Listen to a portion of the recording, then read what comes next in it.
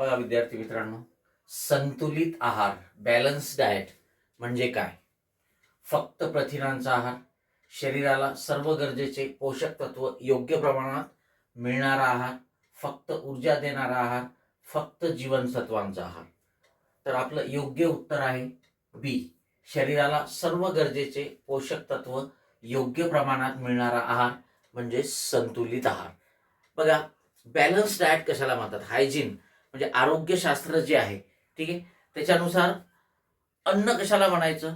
तर अन्न म्हणजे असा रासायनिक पदार्थ जो शरीरामध्ये घेतला असता, ठीक आहे, त्याचं अभिशोषण होते, पचन होते आणि आपल्या शरीराची सर्व कार्य सुरळीतपणे चालण्यासाठी आवश्यक असणाऱ्या ऊर्जेची निर्मिती होते, त्याला आपण अन्न म्हणतो.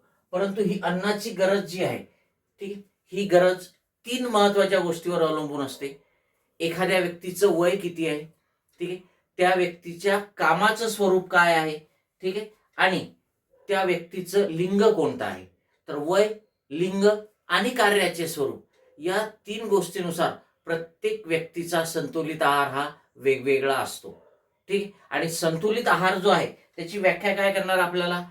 असा आहार की ज्या आहारामध्ये आपल्या शरीराच्या, ठीक आहे, सर्व गरजा ज्या आहेत त्या पूर्ण होतात. ठीक आहे. शरीरासाठी आवश्यक असणारी सर्व पोषण तत्वे ज्या आहारामध्ये उपलब्ध असतात त्या आहाराला आपण संतुलित आहार असं म्हणतो. ठीक आहे. आणि हा संतुलित आहार जो आहे, ठीक, याची आपल्याला लागणारी जी गरज आहे, ती गरज, अन्नाची गरज, संतुलित आहाराची गरज ही ऊर्जेच्या स्वरूपात ठरवली जाते. आणि त्यासाठी कॅलरी किंवा किलो कॅलरी किंवा मराठीमध्ये शरीर क्रियात्मक कॅलरी हे एकक वापरलं जाते. Okay, yes.